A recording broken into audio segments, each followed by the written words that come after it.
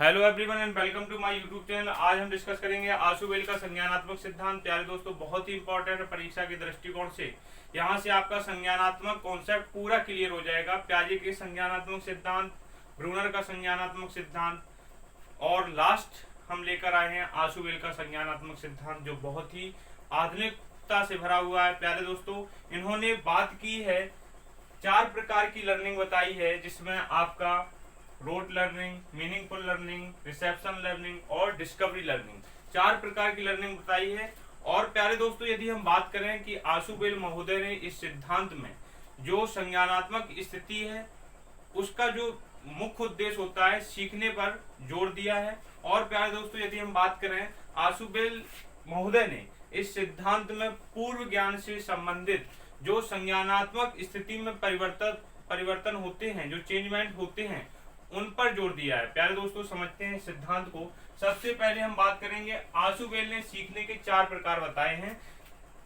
सबसे पहला है रटंत अधिगम, जिसे हम कहते हैं रोट लर्निंग। इसमें क्या होता है, जो विषय वस्तु होती है उसको हूबहू याद कर लेना, उसे हम कहते हैं रटंत लर्निंग। अर्थात ये रटंत वर्ड से समझ में आ रहा होगा, जिस प्रकार का कोई कॉन्सेप्ट है उसको जैसा का तैसा याद कर लेना, उसे हम कहते हैं रटंत अधिगम या रोट लर्निंग, जिसे हम कहते हैं, इसका यदि मीन्स समझें, बिना अर्थ समझे हूबहू याद कर लेना, ये होता है रटंत लर्निंग या रोट लर्निंग।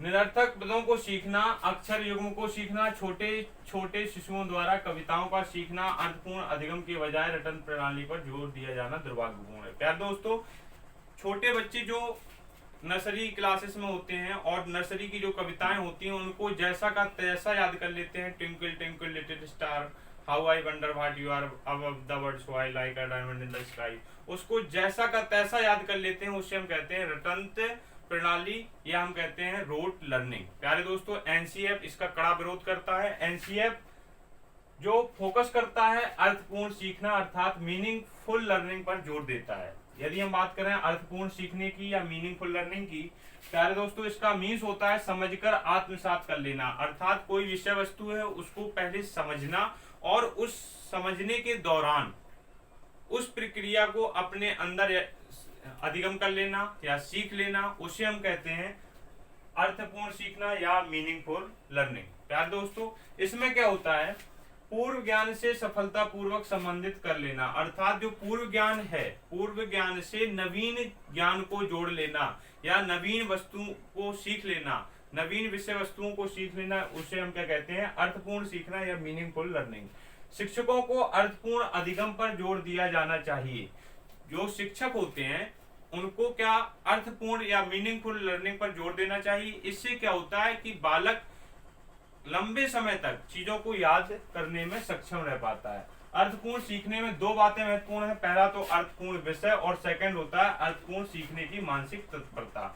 अर्थपूर्ण विषय का मतलब ये होता है कि जो विषय है उसको ट्रांसलेट कर लेना। छात्रों को, शिक्षक का ये कर्तव्य होना चाहिए कि कोई भी विषय वस्तु बताई जाए उसको उस हद तक समझा दिया जाए जिससे बच्चे के माइंड में उसके हर एक कॉन्सेप्ट समझ में आ जाए, हर एक डाउट्स क्लियर हो जाए, उसे हम कहते हैं अर्थपूर्ण विषय। प्यारे दोस्तों, अर्थपूर्ण सीखने की मानसिक तत्परता अर्थात मानसिक तत्परता भी जरूरी है अर्थपूर्ण सीखने के लिए। मीनिंगफुल लर्निंग के लिए यदि आपका अपसेंट माइंड है तो मीनिंगफुल लर्निंग नहीं हो सकती है, ये इम्पॉसिबल प्रक्रिया हो जाएगी। प्यारे दोस्तों, नेक्स्ट स्टेप की बात करेंगे, अवग्रहण द्वारा सीखना या रिसेप्शन लर्निंग कहते हैं इसे हम, या यह रटंत ना होकर आत्मसात करने पर होता है।